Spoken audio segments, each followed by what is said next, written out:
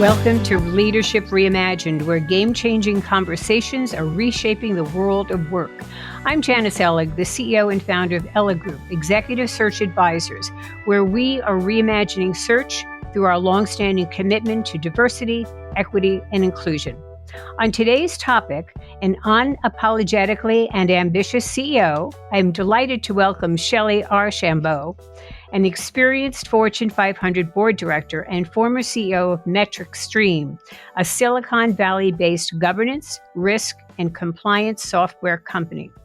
With over 30 years of experience in technology, leading organizations, and helping professionals achieve their aspirations, Shellye authored a bestseller, Unapologetically Ambitious. Take risks, break barriers, and create success on your own terms. A book to help all of us create the life we want, personally and professionally.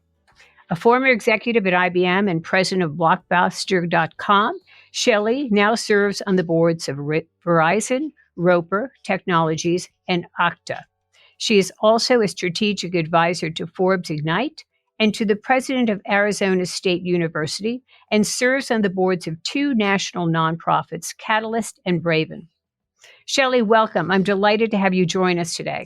Thank you so much. I've been really looking forward to this. Well, Shellye, you are an icon. You are one of Silicon Valley's first female Black CEOs, having spent 30 years in the tech sector, 15 years climbing the ranks at IBM, and subsequently CEO at MetricStream until stepping down in 2018. In 2020, you published an inspiring leadership book, Unapologetically Ambitious, which was named a Best Business Book of the Year by Fortune and Bloomberg, and where you openly shared the challenges faced as a young Black executive, a wife, and mother to achieve success, again, both personally and professionally.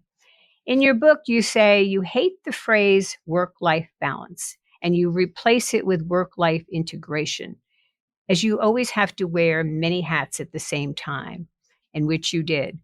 Talk about balancing these responsibilities, particularly in Silicon Valley, an environment that is not known as being female family friendly. You're right. It's definitely not female family friendly, although it's a little better now than it was. Some companies are indeed trying. But I'll tell you, the whole reason I don't like the word balance is I think it just sets us up from the start for failure. Because a balance is what? It's a fixed structure, right? Think of a real balance, right? It's a metal structure with two weights on either side that are equal at all times. Well, frankly, life throws a lot of things at us, and there's no way that we can make sure that we hold everything, personal, professional, everything absolutely even at all times. There are times when we need to put more of our focus maybe on work, or more of our focus more on family, or more on personal self-care, or whatever it might be. And that's okay. The key, though, is to integrate over time so that you get done what needs to get done. So the way I really tried to do it was just prioritize ruthlessly. What do I need to get done? Professionally, personally, I put those things together, and then I reprioritize so that what's important in my life gets done. And Janice, what that means is there's no way to do everything that everybody wants you to do. So you're going to, by definition, have things that you're just not going to get to. And either you have to learn to live with that or find somebody else to do it. And that's the way I would approach things. I'd ask myself, am I the best person to do whatever it is that's on my plate? And you'd be surprised when you ask yourself that question, you find that many times you're actually not. You can do it, but that doesn't mean you're the best person to do it. So if you're not, go find the best person. With all the hats you were putting on and taking off, and one of them, which you talk about later in your book, is when your husband, Scotty, a real cheerleader in your life and a biggest fan, decided he would stay home, okay, and you would be the one going on for what you wanted to do, be a CEO. And you started to sort of tell him what he should do about the house. So your chapter's on let it go. So right? True. That was one hat you had to take off and let him do what he had to do if that were going to be the two roles you were each playing, right? Absolutely. Before he decided to stay home, we had nannies. And I managed the nannies, kind of like I managed the job, the whole bit. I was the primary person. Scotty directed them too, but I took it on as my primary responsibility. So when he started staying home, I didn't even realize I was doing it, but I was kind of treating him like the nanny to say, at the beginning of every morning and say, okay, Scotty, don't forget to do such and so likes this, and don't forget Kathleen needs this. And I didn't realize that I was, in essence, micromanaging him. And he was just like, listen, either I'm doing the job the way I want to do it, or I'm not doing it, which is perfectly fair. So it totally taught me that, okay, when you're not responsible, you need to let go. And that was such a broader lesson because, in general, a lot of times we take on help, meaning we get people to help us and support us, but we keep the ultimate responsibility. And what we need to do to make bandwidth, both in mind share that we have, as well as physically what we can do, we actually need to let go of responsibility. And so I did learn that. Later on, Scotty had responsibility for laundry. I never asked him when he was going to do it. I didn't bug him. I didn't do anything, right? It got done or Right. it didn't get done. And if it didn't get done, then I'd go out and buy a pair of underwear. Yeah. But I didn't micromanage because as soon as you take responsibility, even if they're doing it, it's still on your plate and it still takes mental mind share. So let's go back to the beginning. Your family, which you describe with such love in the family, and your parents, great, great models. You were the oldest, right, growing up, so you had to pave the way for your siblings, and that included when the family moved to different neighborhoods, California, Connecticut, New Jersey. You described some very painful adjustments. And how did these moves really into the new neighborhoods, new friends, help you prepare for you later in life, including landing in Japan later with IBM? Yes, well, there were definitely pros and cons to all of that. But it's interesting. I believe that the experience that you have, even the really bad and negative ones, actually help you build skills, capabilities, and resilience to be able to deal with things later in life. So, one of the things of these awful experiences, I was growing up in the 60s and early 70s when racial tensions were really high. And we moved into a lot of neighborhoods where I was the only, and therefore people didn't treat me well. Matter of fact, they treated me pretty badly. So I learned that the odds weren't in my favor. And learning that made me very intentional later in life because I realized if I just did what everyone else did, I probably wasn't going to get much. So I needed to figure out how to improve my odds. And that's the way I literally approached life. Whatever goal I set, it was all right, how do I improve my odds to become a CEO? How do I improve my odds to get on a board? How do I improve my odds to find my life partner? Right? Everything I did very intentionally and I strategically taking steps to figure out what do I need to do to improve the odds. And as a result, I was more successful than not. So it worked out well. So even though it was a tough situations growing up, it helped me build some muscles that I was able to really leverage throughout my life. What is remarkable to me is that this was at such an early age, and you do describe when you were in high school, your mother uh, really showing you not to let others have power over you, and her message was, "You win by staying in the game." Yes. So this was such an early age, and then you were very vocal about, "I want to have this, I want a family, I want to be a CEO." You wanted so much. Did you actually have a plan back then to manage your time, set priorities, and stay in the game? It's interesting. I really did. And, probably a great story that really shaped how I thought about all this was I'm in high school, but I'm not, I'm probably like 14, 15. And in my house, everyone had chores. So one of the chores was you had to wash the dishes, right? After mom cooked, we had to take turns to clean the kitchen. And after you finished cleaning the kitchen, you brought mom and dad a cup of coffee. I think it was her way of making sure that we actually did what we were supposed to do. So I bring her coffee. And then I said to her, Mom, I've decided I'm not having children. And she's like, what? She's like, well, what are you talking about? Well, I just finished washing the dishes, and the last thing I washed was the pie plate. Now, my mother worked harder than anyone I knew. She had 4 kids, a husband, herself. We didn't have a whole lot of resources, so mom made our clothes. So she was sewing all the time because growing kids, you always need new things. And then she's making homemade desserts every night. She's involved in the PTA. She's taking care of the house and dad. I mean, you never saw mom sleep. She'd be awake when you went to bed and she'd be awake when you woke up, right? And I'm thinking, I'm washing this pie plate and I'm remembering, mom made an apple pie that night and my sister cut it. And then everybody reached in to grab the biggest piece because she's a good cook. And mom got the last piece, right? She just reached in and took what was left. And I said to her, I said, Mom, I am not willing to work as much as you work, sleep as little as you sleep, make the pie and then get the smallest piece. I said, I'm just not willing to do it. So I'm not having kids. And it's so funny. I'll never forget. She sat me down and she said, Shellye, I don't care about that pie. She said, if I cared about the pie, I wouldn't have the smallest piece. She said, the key to life is figuring out what you care about and then go after it. And the rest of it, it doesn't matter. What a great story. Oh my gosh. My mother made those pies too, and I think it was a similar situation. Oh, yeah. And just being a seamstress as well. So I share that with you. So let's turn to the title of your book, Unapologetically Ambitious. Take risks, break barriers, create success on your own terms.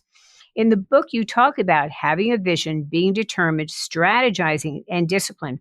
So, talk to us about some of those examples of how you were unapologetically ambitious, your definition. And was it different for you and other women as opposed to men? So, two parts of that question. Sure. So, first, ambitious to me means that you have something in the future that you are trying to achieve, to impact, or to build, and you're working toward it. That's all ambition is. I'm working towards something that I have set as a goal for myself in the future. So that definition, absolutely ambitious. Ambitious to me doesn't mean the person that's always in your face, that takes no prisoners, that climbs over people, that's just being rude. Okay. That is not ambitious. So you can be ambitious and still be fine. So to me, being ambitious just meant that I set my sights on something in the future that I wanted and that I worked hard toward it. And I let people know along the way what it is that I wanted. So many people, Janice, have a goal or an objective, but they don't tell anybody. They don't tell anybody. I'll mentor people and I'll say, what do you want to do? And when I finally pull it out of them, they'll say, oh, I want to run a business one day, or I want to be a chief marketing officer, or whatever it might be. And I say, great, who knows? And their answer is, well, what do you mean? I'm like, well, who knows? That's what you ultimately want to do. And maybe it's a spouse or a mentor, right? But rarely is it a lot of people. And listen, if people don't know what you want, they can't help you, right? They can't help you if they don't know what you want. So being ambitious, when you ask about how that really manifested itself with me, it was setting goals, but it was letting people know what my goals were so they could help me. Exactly. Right? And I didn't go around saying, listen, I'm going to be CEO one day, so get in line and support me, right? No. But what I'd say is, one day I aspire to run a company, right? I'd say things like that, which are not threatening. It just puts it out there and you'd be amazed. I'd done my homework when I was at IBM, and every single person who ran a line business and worked for the CEO had done an international assignment. But more than that, most of them had done it in Japan. So I didn't know what was special about Japan, but I figured, all right, I need to go to Japan if this is my goal. Right. So I started telling people, oh, by the way, I'm really interested in an international assignment one day, and I'd love to go to Japan, right? It was just I just throw it out there. Well, sure enough, a couple years later, I get a call from a guy who's been promoted. He's over in Japan. He's got a job opening that he thinks I would qualify for. And he said, Shellye, I remember you mentioned you were interested in doing an assignment in Japan. Are you still interested? And I'm like, absolutely. He said, okay, then I'll put your name up. So, he couldn't do the hiring because international assignments were committee oriented since they were huge executive development jobs. So I competed and I got it. But if I hadn't let him know, he wouldn't have known out of 120,000 employees, right, to call Shellye. So you have to let people know what you want so they can help you. Yeah, and few women executives, though, particularly African American woman, and you're tall, right? Make it in Japan. Describe how you were really prepared for that role in Japan, more than you realized at the time, as I understand it. Oh, absolutely. And you're absolutely right. It didn't fit. I was too young. I was female, right? I'm tall. And oh, by the way, I'm black. So I really didn't fit into the culture much at all. But here's what I learned. What I learned is I had developed a lot of skills and approaches to my professional career because I'm a minority in the US. And when I went to Japan, guess what? I'm a minority in Japan. And those skills, those approaches, they worked really well for me. Whereas most of my peers were not minorities in the US. So they didn't know what it was like to be a minority and therefore struggled initially to find their footing.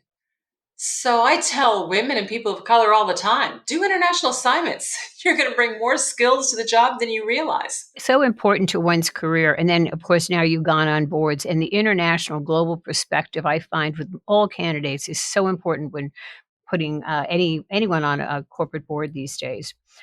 I want to go to your time at IBM because there was a point at which you walked into your boss's office and you to resign. You'd talked about this with your husband the night before over a glass of wine. You walk into your boss, yeah, they're not putting me where I want to be. And you say to your boss, it breaks my heart that I can't achieve my ambitions here at IBM. And a few days later, you get a significant promotion. And this is all about telling them what you want, right?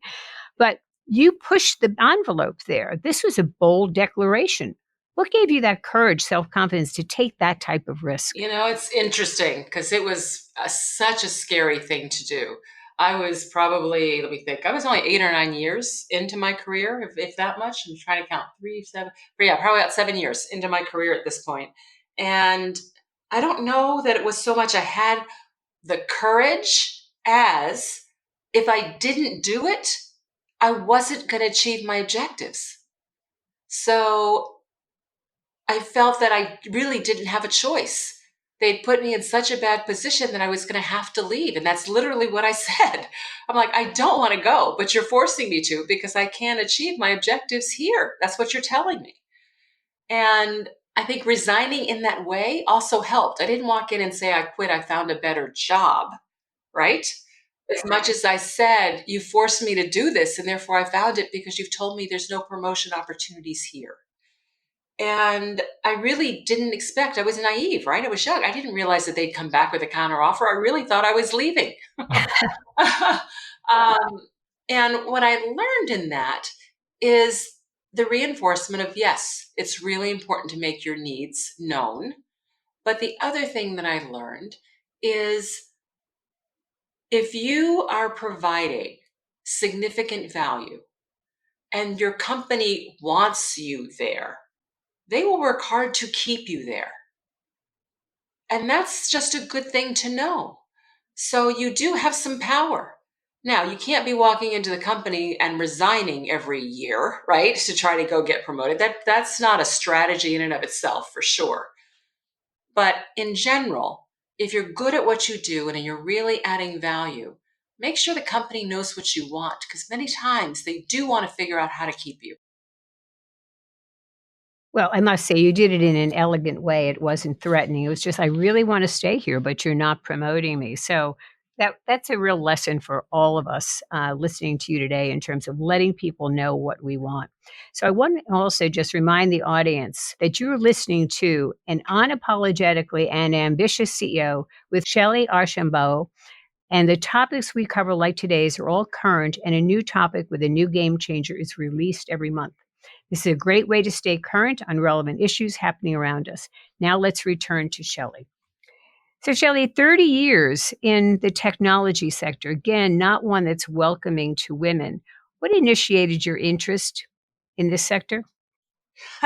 Opportunity. I had heard along the way, I really try hard to be a good listener. And so along the way, when I was in college, I'd heard that if you choose an industry for your career that is growing, growing industries have growing companies, and growing companies never have enough resources. So if you're good at what you do, you will most likely move farther faster. And I said, okay. So I looked around, and this is the early 80s, and tech was just exploding. And so I said, great, I'll pick tech. It wasn't that I fell in love with technology for technology's sake. I just picked it because it was a growing industry.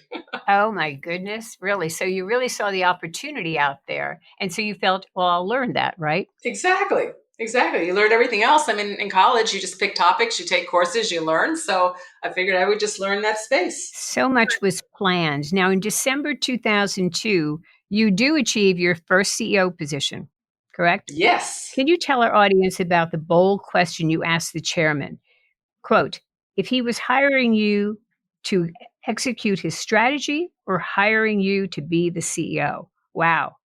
And what unfolded from there? Yeah, so let me just give a little bit of context. And the context is I'm going in to meet with the chairman. He's Vinod Khosla. He's a partner in the Kleiner Perkins venture capital company. And I had done a lot of research on him. And he's smart, but he's also really aggressive. He tends to be demanding. He also tends to be very forceful. He tends to whipsaw some of his CEOs. So I walked into this meeting and I knew he was going to make me an offer, but I couldn't accept the offer unless I knew how he was hiring me, whether it was just to be his minion and do his bidding or to really be CEO of the company. Hence the question. And I have to tell you, again, another scary moment because I'm like, oh my God, right? Is he going to throw me out of his office? So I asked the question, and then there's silence. He just looks at me with these really strong, eyes, just looks at me. I'm thinking, oh my God, I've totally blown this. And then he's finally, a little smile creeps on the edges of his lips and he says, Shellye, I can be forceful and I have strong opinions, but I hire CEOs to be CEOs. And I said, okay, then I'll accept the job. So that's how that went down. And let me tell you, one of the things that conversation did for me is it gave me power because I didn't do always what he wanted me to do. But I knew we had the conversation and he knew we had the conversation. So therefore, I was able to do what I felt was right. And only once did I come home and tell my husband, all right, I'm doing something completely opposite from what Vinod wants me to do. So when I come home tomorrow, I may not have a job because that's his choice. And sure enough, when I told him what I had decided and it wasn't what he wanted, again, silence. He looks at me and he says, okay, but you better be right, which I could live with. You took on this CEO position, and like he said to you, you better be right. So there is something called the glass cliff, and an article written recently about why do so many female CEOs fall off of it in terms of they could be pushed or they could step. Was there danger for you there? Did you see that for yourself? Oh, there was definitely danger. You have to understand, I took over a company. It was called Zaplet at the time. And Zaplet had raised like $150 million in the early 2000 during the bubble. And when I got there, they had hardly any left. I mean, they were burning $1.5 million a quarter. They were on their way out of business. And so this was definitely a challenge turnaround. So there was no guarantee that this was going to be successful. As a matter of fact, I think most investors had written the company off. They didn't think it was going to be successful. Vinod indeed thought it still had potential, but I think this was really the last chance. So, was there a chance to fall off the cliff? The answer is absolutely. And one of the reasons that I believe that women and even people of color get opportunities in this kind of situation, it's not because the board members say, oh, the company's in really tough shape. It may not make it. There's a lot of risks. So let's go find a woman or a person of color, right? That's not what they do. But what happens is when people are going through a major crisis, right? They've tried a bunch of things, nothing's working. They tend to then open their aperture and think differently and more broadly for solutions. We do the same thing ourselves when we face problems. It's like, all right, I've tried all the ways I know, so let me try something I haven't tried before, right? That's what we do. Well, in that process, I think it's almost internal. They don't even realize they're doing it. They open themselves up to actually consider people that they wouldn't have considered before.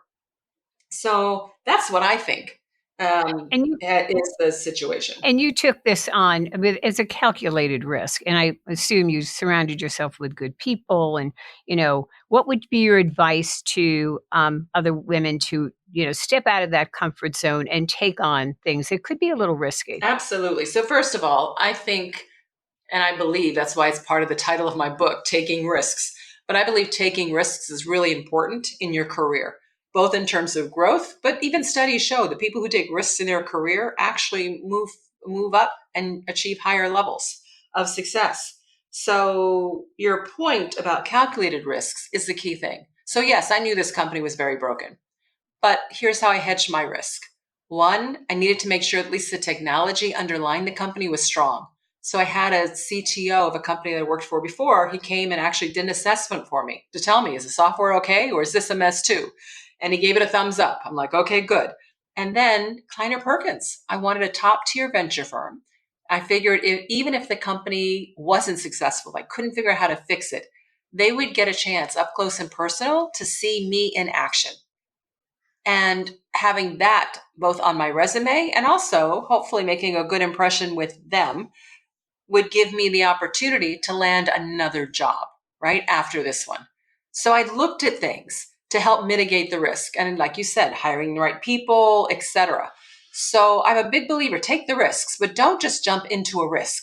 Spend time. Make sure you're looking at where the risks are coming from. Figure out how you can actually hedge those risks and then take the job. So, Shelley, the next piece that you talk about in the book is about choices, which I love. And you talk about rather than making sacrifices to achieve goals, a different perspective is about making choices. And clearly, your daughter, Kathleen, heard your message when she addressed the 2017 Spelman Convocation.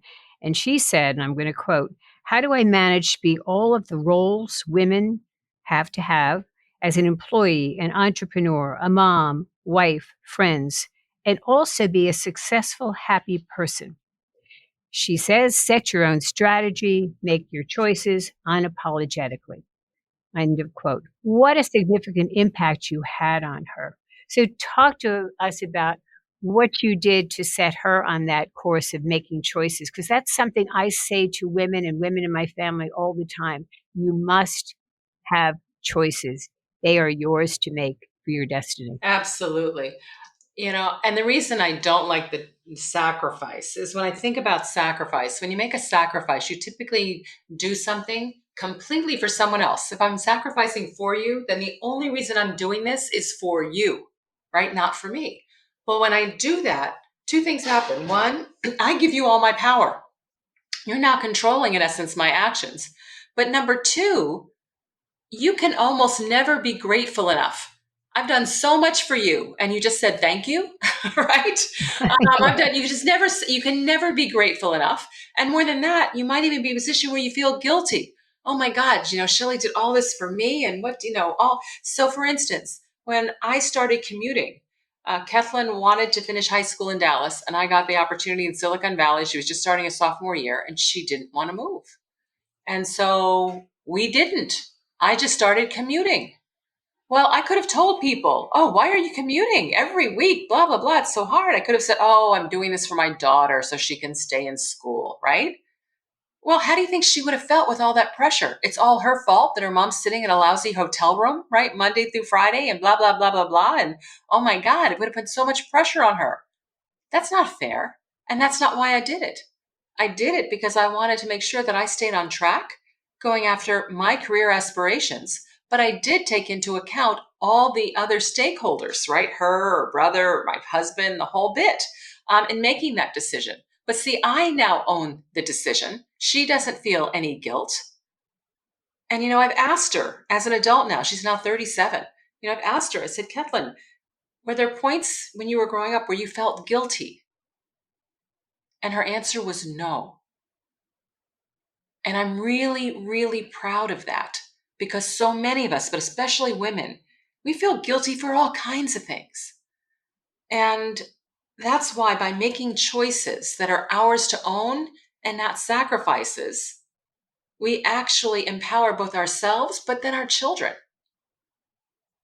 And that's what came across in her speech. That is so wonderful, though, that that she understood the different roles and you stuck to your strategy, but you accommodated her as well in the family. You say in the book too, your career in some ways may sound like a fairy tale, but it was all about ambition, foresight. It was planning, flexibility, and hard work. But you say each of us deserve the rewards of everything we're doing, but we do carry this backpack. And I love that visual. We're carrying a backpack and we don't get to control what's in your backpack, but you don't have to have that backpack limit your goals. So how did you carry your backpack and didn't have it limit your goals? Well, the first thing I did was I found the right life partner. Mm. My late husband was the love of my life, and he was an amazing partner. And that makes such a huge difference. So that when it came to making decisions, making some trade offs, moving around, how do we get everything done? We were in it together. And that really, really mattered. A second, I ask for help. I ask for help. I tell people all the time asking for help is a strength, it is not a weakness. Because no one in this world does anything of significance all by themselves. Nobody. So don't think you're going to be the first one to do it, right? Get help. And I found that when asked the right way, most people are actually happy to be helpful. So whether it's taking a new job, right? Don't show up first day and not having talked to people who have already done the job before. Most jobs somebody else have done, whether it's in your industry, a different industry. You have to go find them, talk to them, figure out what things you should avoid and pitfalls and what can help you, be successful. When you're going through challenging times, let people know. You'd be surprised how people will help. When my husband's health was in really bad shape, I had friends cooking meals, for me and dropping them off, taking them to doctor's appointments. I mean, doing all kinds of things so I could stay working. You just never know, right? What people will do for you unless you give them the opportunity. You had such as I said earlier, a fan, a supporter in Scotty. And when you lost him, I know that was a tremendous loss to you, but you had your wonderful family and your network of friends around you. So you've gone through this loss. And how does one pick yourself up and move on? You're on corporate boards, people are depending upon you. How do you get through this, Shellye? I'll tell you, grief is something that I don't believe you actually get over. You just learn how to live with. And it evolves and it changes over time. So, the biggest gift that my late husband gave me towards the end of his life, because he fought a terminal cancer, so we knew how the story ended, is he said to me, Shellye, you made me promise that we would live life first and fight cancer second during our cancer battle.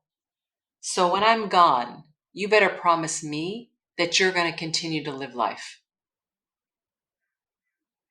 And he went so far as not just to tell me, but he told his family, our kids, my family, our friends. He said, listen, when I'm gone, I want Shellye to live life. I want her to date.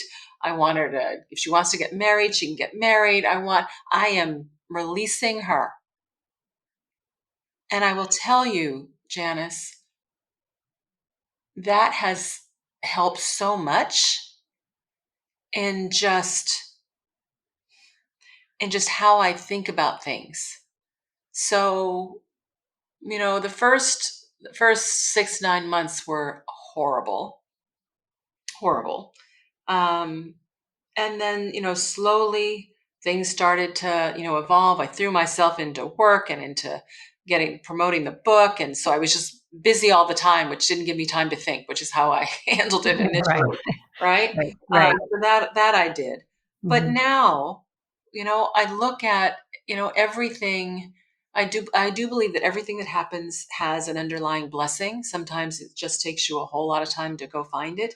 And I believe that the blessing that my late husband gave me with his passing was that he showed us, me and the kids, that there are no promises in this world.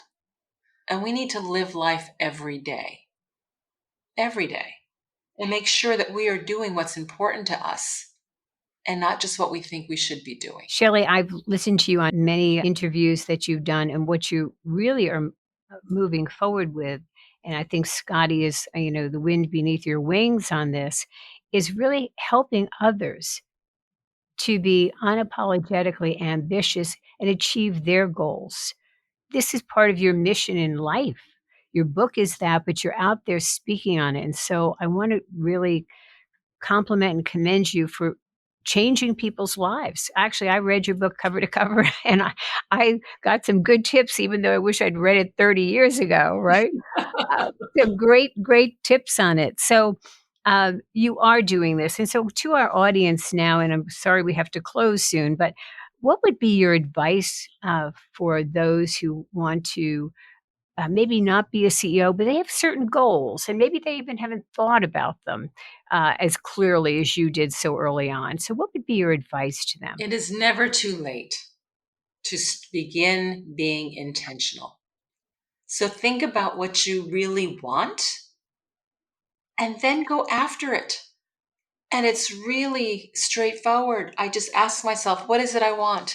And if what you want is to lead a nonprofit or to, who knows, to, create an organization, or to even career-wise, right? To be on a board, whatever it might be. You set yourself the goal and then ask yourself, what has to be true for me to achieve this? What has to be true? Which means you usually have to go do some research. I'm a big believer in research. And you go find out. And then once you find out what has to be true, then ask yourself, how do I make it true for me?